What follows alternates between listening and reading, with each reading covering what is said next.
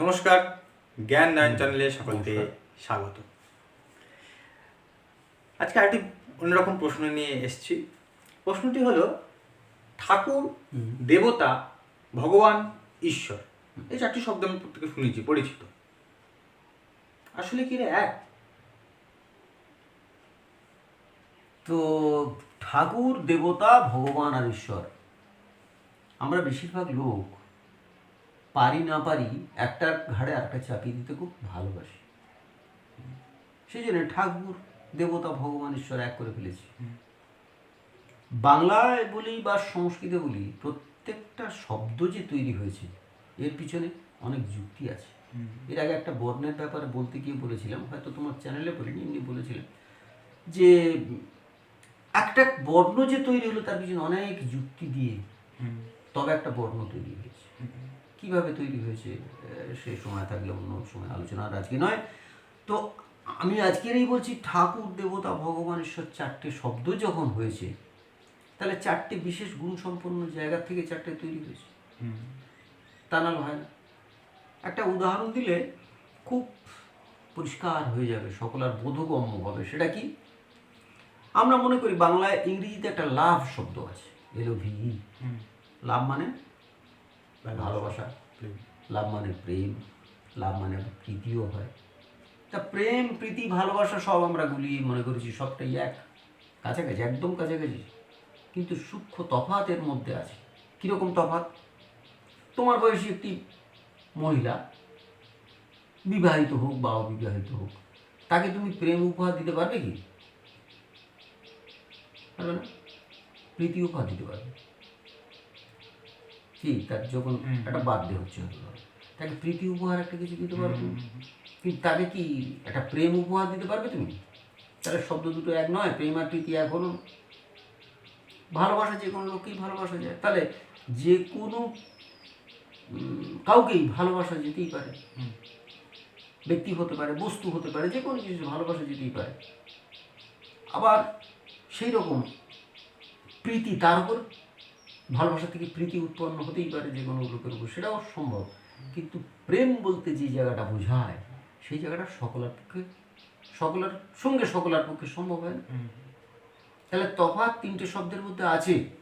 ঠিক সেরকম ঠাকুর, দেবতা, ভগবান, ঈশ্বর চারটের মধ্যে তফাৎ আছে, সূক্ষ্ম তফাৎ। আমরা বুঝতে পারি না, একসঙ্গে গুলিয়ে ফেলি, এক করি। এক এক করে তাহলে আলোচনা করা যাক। ঠাকুর, ঠাকুর শব্দ বলতে গিয়ে আমাদের অনুকূল ঠাকুর যাকে বলা হয়, অনুকূল চন্দ্র, উনি একটা খুব ভালো কথা বলেছেন, যুক্তিগ্রাহ্য। সেটা কি? যারা ঠক্কর দেয় তারা ঠাকুর। খুব গোদা বাংলায় বলেছেন। আজকে ঠাকুরদাকে সব কিন্তু আমরা মেরে ফেলেছি, সব দাদু করে ফেলেছি। ঠাকুরদা মরে গেছে, ঠাকুরদাকে মেরে ফেলে দিলাম বা ঠাকুরদাকে অ্যাবলিশ করে দিলাম, তার স্থলে দাদুকে আনলাম। দাদু তো দাদামশাই, মার বাবা। কেন আনলাম না? ঠাকুর শব্দটা আছে বলে। ঠাকুর ঠক্কর দেবে, অর্থাৎ পদে পদে সে আমার শুভ কাজ করার জন্য অশুভ কাজ হলেই সে বাধা দেবে। তাহলে যারা এরকম বাধা দেয়, লোককে সৎ পথে আনার চেষ্টা করে, তারাই হচ্ছে ঠাকুর। যেমন একটা ঠাকুর মশাই তার পুজো টুজো করেন, তিনিও ঠাকুর, বামুন ঠাকুর বলা হয়। তা এই ব্রাহ্মণ কি করছেন না, তুমি হয়তো বুঝতে পারছো না পুজো টুজোর ব্যাপারটা, তিনি তোমাকে একটু বুঝিয়ে টুঝিয়ে এইভাবে করো বলে দিলেন। মন্ত্র বলি বা পুজোর ফুল বলি ইত্যাদি ইত্যাদি তিনি অনেক কিছু বুঝিয়ে দিচ্ছেন, যেটা তোমার ভুল ছিল সেটাকে সংশোধন করে দিচ্ছেন তিনি। ওই জন্য পুরোহিত ঠাকুর বা পূজারী ঠাকুর বা ব্রাহ্মণ ঠাকুর। আবার অনেক লোক নেমন্তন্ন করেছো, বাড়ির লোকের দিয়ে রান্না করা যাচ্ছে না বা তুমি নিজে করতে পারছো না, তখন একটা ঠাকুরকে আনানো হয়, রান্নার ঠাকুর। সে কিন্তু ব্রাহ্মণ কি অব্রাহ্মণ দেখছি না আমরা, তাকে ঠাকুর বলছি, রান্নার ঠাকুর বলছি, বলি নাকি? তাহলে সেও ঠাকুর, সে কী করছে? ওই আমাদের সংশোধন করে দিচ্ছে। তাহলে যারা যারা সংশোধন করে তারাই হচ্ছে সবাই ঠাকুর। আর ঠাকুরদাও সংশোধন করতো বলে ঠাকুর। এখন তো ঠাকুরদা ব্যাকডেটেড হয়ে গেছে না, ঠাকুরদার কথা কেউ শোনে না। আর মামার বাড়ি গেলে দাদুর আদর পাওয়া যাবে, তাহলে সব দাদু হোক। ঠাকুমা বেঁচে আছে, কিন্তু দাদু ঠাকুরদা বেঁচে নেই, কারণ ঠাকুর শব্দটা বলতে হবে। আবার আমাদের দেশে যারা নাস্তিক্যবাদের প্রাধান্য হওয়ার জন্য, এই বঙ্গদেশে নাস্তিক্যবাদের প্রাধান্য যে হলো, বেশ কিছুদিন আগে থেকে চলছিল একটা ওয়েভ নাস্তিক্যবাদের, অর্থাৎ ধর্ম হচ্ছে আপিন, এই যারা প্রচার প্রসার করে যাচ্ছিল তারা দুটো কাজ করে গেল। তারা ঠাকুর শব্দ অ্যাভয়েড করার চেষ্টা করলো, আর কি করলো, হ্রস্বই দীর্ঘইকে ভোলাবার চেষ্টা করলো। হ্রস্ব মানে ছোট আর দীর্ঘ মানে বড়, তা ভুলিয়ে দিতে পারলে সকলে সমান হয়ে যাবে। তারা মনে করলো যে সাম্যবাদ এইভাবে বুঝিয়ে আসবেন, হ্রস্বই দীর্ঘই ভুলিয়ে দিতে হবে, হ্রস্ব দীর্ঘ ভুলিয়ে দিতে হবে, যতগুলো স আছে সব একসঙ্গে করে দিতে হবে, সব এক করে দিতে হবে। তাতে যে অর্থের যে হচ্ছে, কারণ তারা তো সূক্ষ্ম জায়গাটাতেই আসেনি। সূক্ষ্ম জায়গার প্রভেদ আমি যে প্রেম প্রীতি ভালোবাসার দুটো একটা উদাহরণ দিয়ে বোঝালাম, তো এরকম জায়গাটায় তারা আসেনি বলে তারা হর্ষ দীর্ঘ যাচ্ছে বলতে চাচ্ছে না। তারা স স স এই যে তিনটে স এইসব বলতে চাচ্ছে না। তারা ব আর ওয়ার মধ্যে তফাৎ বুঝছে না, বলার সময় বলে কিন্তু করার সময় মানতে চায় না। এটা হয়ে গেল সে ভূতের ভয়ের মতো। ভূত কেউ বিশ্বাস করে না, ভূত নেই আমরা সবাই জানি, তবু যেন বাইরে গেলে গা ছমছম করে, এরকম ব্যাপার হয়ে গেল। যাই হোক, তাহলে ঠাকুর যিনি আমাদের ভুল পথ থেকে সংশোধন করে দেন, তারা প্রত্যেকে ঠাকুর। যে জন্যই আমাদের গুরুদেবকে ঠাকুর বলা হয়, ঠাকুর মশাইকে ঠাকুর, পুজুরিকে ঠাকুর বলা হয়, যারা রন্ধন কার্য করেন তাদেরও ঠাকুর বলা হয়, সকলে ঠাকুর। রাঙা ঠাকুর একজন আছেন, অনুকূল ঠাকুর আছেন, এরকম ঠাকুর সব হয়ে যাচ্ছেন। তাহলে এরা সকলে কিন্তু রবীন্দ্রনাথের ব্যাপারটা আলাদা। রবীন্দ্রনাথ তারও ঠাকুর হয়েছে, কারণ রবীন্দ্রনাথের পূর্বপুরুষ যখন বাংলাদেশ থেকে পিরালি ব্রাহ্মণ এসে এখানে ছিলেন, ঠাকুর মশাই বলেছিলেন, সেই থেকে ওনার টাইটেল ঠাকুর হয়ে গেল, ওনার তা আদি পদবী ঠাকুর নয়। যাই হোক, তার ঠাকুর মানে যিনি হচ্ছে আমাদের সংশোধন কিছু কিছু করে দেন, তারাই ঠাকুর। এখানে একটা জিনিস মাথায় রাখতে হবে, যে তারা কিন্তু এই পৃথিবীজাত এবং মানুষ, এটা মাথায় রাখতে হবে প্রথম থেকেই। ঠাকুর মানে তাহলে একটা, সে একটা ব্যক্তি বিশেষ হবে, সে একটা মানুষ হবে। আচ্ছা, এরপরে দেবতা। দেব শব্দটা, দেব শব্দ দৈব শব্দ, অর্থাৎ একটা পাওয়ারফুল ম্যান, তারাই হচ্ছেন দেবতা। সেই পাওয়ারফুল ম্যান একটা গোষ্ঠী হতে পারে। যেমন আজকে যারা রাজনীতির যারা ক্ষমতা আছেন তারাই দেবতা, কারণ তাদের কথা ছাড়া তো আমরা চলতে পারি না, তারাই দেশকে শাসন করবেন। তাহলে আমরাই দেবতা কিছু সৃষ্টি করে দিচ্ছি। এখন বলবে দেবতার সঙ্গে কি করে এক করলেন, আমি উদাহরণ দিয়ে বুঝিয়ে দিই ব্যাপারটা। ইন্দ্র দেবতাদের রাজা। এখন দেবতা বলতে আমরা যে মনে করি সৌর্যে বীর্যে তারা মহান হবে, তারা অসুরদের সঙ্গে যুদ্ধ করেছে, তারা সব কিছু খারাপ জিনিসকে একবারে ধূলিসাৎ করে দিয়েছেন ইত্যাদি ইত্যাদি। তাহলে আজকে ইন্দ্র যে দেবতা, তার মতো কাপুরুষ কেউ আছে? মানুষও মনে হয় অত কাপুরুষ নয়। যেই কেউ যোগ্য তপস্যা করছে, তখনই তিনি ভয় পাচ্ছেন আমার পদ বুঝি চলে যাবে। এটা কারা করে? এটা রাজনীতিক লোকেরাই করে, ভোটের সময় করে এই ভয়টা কাজ করে। তাহলে তখনকার দিনের সমাজ আর এখনকার দিনের সমাজে খুব একটা তফাৎ নেই, বুঝতে হবে, একটু বিচার করতে হবে। আমরা মনে করি স্বর্গে এমন কিছু ছিল যে এখানে আর কিছু নেই। আরে বাবা, স্বর্গে তাহলে গণেশের বাহন ইঁদুর কেন হবে? তাহলে ইঁদুর ছুঁচো সেখানেও ছিল, এখানেও আছে। তার নাম অন্য হতে পারে, হয়তো তার নাম মুশিক ছিল, এখন এখানে ইঁদুর হয়েছে, এই তফাৎ। তো দেবতা কারা হচ্ছে?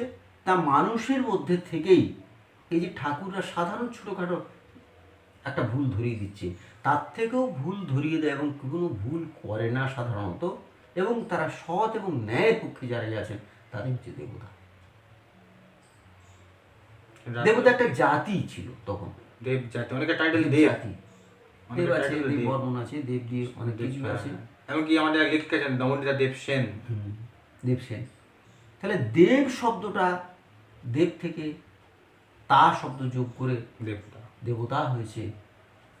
আসলে এই বটা তো বর্গীয় ব নয়, অন্তস্থ ব। তাহলে দেবতা, দেবতা, দেবতা এই শব্দটা হওয়া উচিত। যাই হোক, বাংলাতে আমরা দেবতাই বলছি, বয়ের আমরা তফাৎ করি না বলে। তাহলে দেবতা শব্দের অর্থ হচ্ছে যিনি দেওয়ার মতো ক্ষমতা রাখেন। কি দেবেন? ধনসম্পদ নয়,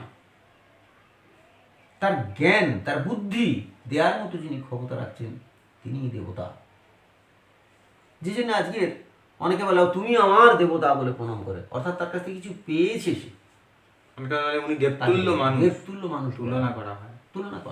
তাহলে দেবতা অর্থাৎ যিনি কিছু দিতে পারেন, সেটা টাকা পয়সা অর্থ ব্যাপার নয়, ব্যাপারটা হচ্ছে জ্ঞান যার মধ্যে প্রচুর পরিমাণ আছে মানুষ এবং ঠাকুরের থেকে আর একটু উন্নত, তারাই হচ্ছেন দেবতা। এরপরে ভগবান। তাহলে দেবতা তারা হচ্ছে মানুষ, পৃথিবীর বাসী সব কিছু। এরপর আসছে ভগবান। ভগবান শব্দের অর্থ হচ্ছে যারা আজকে রক্ত মাংস দিয়ে গড়া মানুষ, তারা সকলে ভগবান। এবং আর্য যুগে আর্য অথবা ভগবান বলে সম্বোধন করা হতো মানুষকে, অর্থাৎ প্রত্যেক মানুষই ভগবান। যেটা আমরা বুদ্ধের সম্বন্ধেও দেখেছি, ভগবান শব্দ বলা হয়। ভগবৎ শব্দ বা ভগবান শব্দ বা ভগবান শব্দ এটা ব্যবহার করা হয়, ওই অর্থে ব্যবহার করা হয়।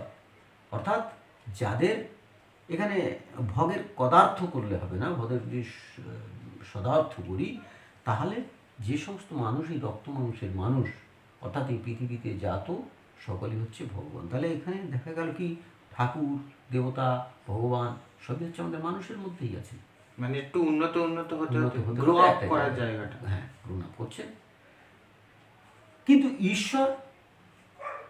ঈশ্বর শব্দের অর্থ কি?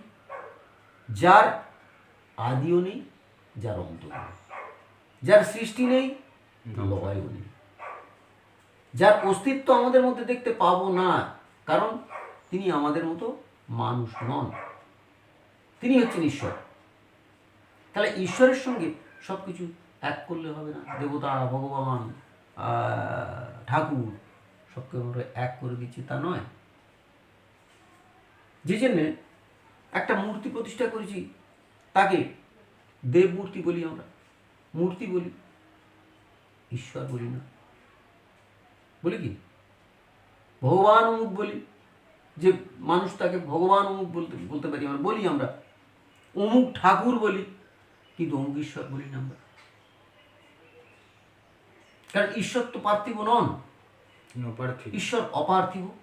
ঈশ্বর একটা মহান শক্তি, সব শক্তির শ্রেষ্ঠ শক্তিকে বলা হয় ঈশ্বর। সে যে ধর্মে যে একই কথা পাবো, ঈশ্বর বলি আর ওদিকে গড বলি আর ওদিকে আল্লাহ তাআলা বলি, যাই বলি সবই কিন্তু সুপ্রিম পাওয়ার।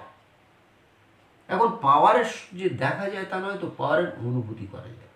এই অনুভূতিটা যার মধ্যে যেরকমভাবে গ্রো করবে সে সেরকমভাবে দেখবে, তাই নাকি? একটা বাচ্চা ছেলে যে একদম একটা জিনিস দেখবেন হাতি দেখেনি একদম, তাকে হাতি বোঝানো খুব মুশকিল আছে, উপলব্ধি তার নেই, তো অন্ধের হস্তি দর্শন হয়ে যাবে। সেই অন্ধের হস্তি দর্শন 5টা অন্ধ দেখেছিল না, যে হাতি কিসের মতো। তো সেই জন্যে ঈশ্বর সম্বন্ধে তো আলোচনার ব্যাপার বেশি নয়, কিন্তু একটাই জিনিস অপার্থিব জিনিস এবং শ্রেষ্ঠ শক্তি, এটুকু বলা যেতে পারে। এখন এই পর্যন্ত বলার পরে নাস্তিকবাদী কেউ বা অবিশ্বাসী কেউ যদি বলে তাহলে ঈশ্বর তুমি দেখাও, তো দেখানো তো সম্ভব না, অন্তত আমার পক্ষে। এখানে বলা যাবে যে কেন রামকৃষ্ণ দেখিয়েছিলেন, আমি তো রামকৃষ্ণ নই, তাই না? রামকৃষ্ণ দেখিয়েছিলেন, রামকৃষ্ণ কী দেখিয়েছিলেন, কীভাবে দেখিয়েছিলেন? যদি রামকৃষ্ণের পুরো বইগুলো পড়া যায়, বিবেকানন্দের পুরো বই পড়া যায়, সেখানে দেখা যাবে। যদি অনুভব করতে বলেছিলেন, কারণ একটা জায়গা দেখলে রামকৃষ্ণ দেখা যাবে যেখানে উনি বলছেন যে ঠাকুরের কাছে বলছেন, বিবেকানন্দ বলছেন যে মার কাছে তাহলে আমার জন্য একটা চাকরি চেয়ে দাও, বলে তুই গিয়ে বল। একবারও কিন্তু বলেননি যে তোর হয়ে আমি চেয়ে দিলাম, বলেছেন কি? একবারও বলেননি, সবসময় যে তুই গিয়েছে, অর্থাৎ উপলব্ধি তোর হোক।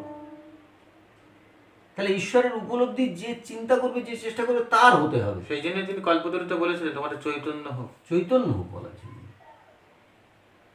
অর্থাৎ উপলব্ধির জায়গাটা। বুদ্ধদেবের জায়গায় যদি যাই, বুদ্ধদেব সেই বাচ্চা ছেলেটা মরে গিয়েছিল, নিয়ে গিয়েছিল, সেখানে কি করেছিলেন? এক মুষ্টি শস্য আনো, যে বাড়িতে মৃত্যু হয়নি। এরকম অনেক অসংখ্য জায়গা আছে, যিনি যারা যারা মহাপুরুষ তারা বলছেন যে হ্যাঁ, ঈশ্বর হতে পারে লাভ। মহাপুরুষের ব্যাপারটা একটু আলাদা। তবুও তারা বলছেন যে ঈশ্বর লাভ তোমার হতে পারে, কিন্তু উপলব্ধিটা তোমার থাকতে হবে। এক্ষেত্রে ওই গল্পটা বললে হয়তো অত্যুক্তি হবে না। রাজা বলছেন, এক রাজা, তিনি বললেন যে যদি এই মূর্তি ফুর্তি হ্যান ত্যানের মধ্যে ঈশ্বর দেখাতে পারো তাহলে ভালো, আর না দেখাতে পারলে আমি 1 মাস টাইম দিচ্ছি, না দেখাতে পারলে সব মূর্তি টুর্তি যায় সব আমি জলে ফেলে দিয়ে আসবো, কোনো মন্দির রাখবো না। তো সকলে চিন্তিত, কেউ এ করতে পারছেন কী করে দেখাবে, ঈশ্বর দেখাবে কী করে, ওর মধ্যে ঈশ্বর আজ কী করে প্রমাণ করবে। এক মন্ত্রীর মেয়ে সে বললো যে বাবা চিন্তা করো না, আমি আজকে ঈশ্বর দেখাবো। সে ব্রাহ্মণ পণ্ডিত পাচ্ছে না কেউ, জ্ঞানী গুণী ব্যক্তি, তুই যাবি, বললো দেখো না। যাই হোক, গল্পটা শর্ট করি। তো উনি বললেন যে গেল মেয়েটি রাজাকে গিয়ে বলছে, রাজামশাই আমাকে দেখিয়ে দেবো যে হ্যাঁ মূর্তির মধ্যে ঈশ্বর আছে। বলে কীরকমভাবে দেখাও? দেখাও। বললো রাজামশাই 1 বাটি দুধ আমাকে এনে দিন। তৎক্ষণাৎ দুধ আনিতে হলো। এখন দুধ নিয়ে সকলকে দেখাচ্ছে, এটা কি? সকলে বললো দুধ। রাজাকে বললেন কি? রাজা বললো দুধ। এবার রাজাকে প্রশ্ন করছে মেয়েটি যে রাজামশাই বলুন তো, আমি তো এর মধ্যে অনেক কিছু দেখতে পাচ্ছি, আপনি দেখতে পাচ্ছেন না? বলে না। আচ্ছা মাখন এই দুধের মধ্যে নেই? রাজা মাথা ছিল, হ্যাঁ তা তো আছে। ছানা দুধের মধ্যে নেই? বলে হ্যাঁ তা তো আছে। ক্ষীর দুধের মধ্যে নেই? বলে হ্যাঁ তা তো আছে। এই 3টে জিনিসকে খুঁজে বের করতে গেলে দুধ থেকে তার প্রসেস করতে হবে। প্রথমত জাল দিয়ে ঘন না করলে ক্ষীর হবে না। দ্বিতীয়ত ছানাটাকে না কাটালে ছানা হবে না, এই দুধটাকে না কাটালে ছানা হবে না। আর তৃতীয়ত মাখন করতে গেলে ও প্রসেস দ্বারা হবে না। দই তৈরি করতে হবে, মন্থন করতে হবে, তার থেকে মাখন বেরোবে, আবার মাখনকে জাল দিলে ঘিও হতে পারে। তাহলে সবটাই দুধের মধ্যে আছে, কিন্তু বাড়িতে দেখা যাচ্ছে না। যে গরুর দুধ এত আমাদের উপকারী জিনিস, এত ভিটামিনস আছে, এই আছে, সেই আছে, হ্যাঁ আছে, তেন আছে, সকলেই বলবে যে গরুর দুধে পুষ্টিকর জিনিস। তা গরুর শরীর কাটলে সারা শরীরে 1 ফোঁটা কি ভিটামিন পাওয়া যাবে? পাওয়া যাবে, দুধটার থেকেই পাওয়া যাবে। তাহলে প্রসেস করে করে যখন আসছে তখন যেমন হয়, তা ওই মেয়েটি রাজাকে বলেছিলেন যে রাজামশাই এরকম 7টা স্তরের থেকে উন্নত হলে তবে আপনি ঈশ্বরের উপলব্ধি লাভ করতে পারবেন। সেই সাধনা আপনার কোথায়? উপলব্ধির জন্য চেষ্টা আপনার কোথায়? তা আপনি দুধকে দুধই দেখবেন, দুধের মধ্যে ছানা আছে, বুঝতে পারবেন না। ঠিক সেরকম ঈশ্বর বলতে গেলে এভাবেই বলা ছাড়া রাস্তা নেই, অর্থাৎ স্তরেও যেতে হবে। তা সেই জন্য আমরা সাধারণ মানুষ যারা আছি, আমরা গুলিয়ে ফেলি সবসময় ঠাকুর দেবতা ভগবান ঈশ্বর সব মনে হয় এক, কিন্তু আমরা চেষ্টা করলে ঠাকুর দেবতা ভগবান সব কিছু পেয়ে যাব, হতে পারি বলছি না, আমি পেয়ে যাব।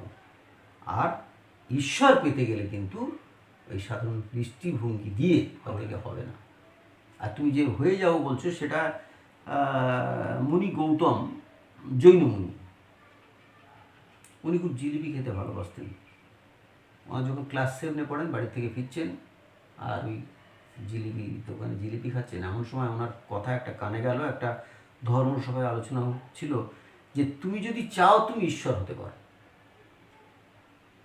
তো ওনার মনে ওইখানে হিট করে এবং উনি পড়াশুনো তারপরে ছেড়ে দেন, দিয়ে উনি জৈন সাধু হয়ে যান এবং এখন দিগম্বর সাধু, এখন উনি বেঁচে আছেন, ঈশ্বর তুল্য উনি। তো আজকে সেই চেষ্টাটা উনি করেছিলেন, তাহলে মানুষের থেকে আজকে দেবতুল্য, ঈশ্বর তুল্য ইত্যাদি ইত্যাদি হয়েছে। নরের অয়ন হয়ে নারায়ণ হয়েছেন ইত্যাদি, যে ভাষায় বলে আর কি। তাহলে এই যে 4টে ঠাকুর দেবতা ভগবান ঈশ্বর, চারটের মোটামুটি বোঝা গেল। নিশ্চয়ই। তাহলে 4টে কার এক বলবে না নিশ্চয়ই? না, আশা করি আমাদের যারা শ্রোতা এবং দর্শক তারাও বুঝতে পেরেছে, তাদের যে কনফিউশন ছিল আশা করি তারা বুঝতে পেরেছে। এরকম আরও অনেক জিনিস নিয়ে আমরা আসবো। সঙ্গে থাকুন, শুনতে থাকুন জ্ঞান নয়ন। নমস্কার। নমস্কার।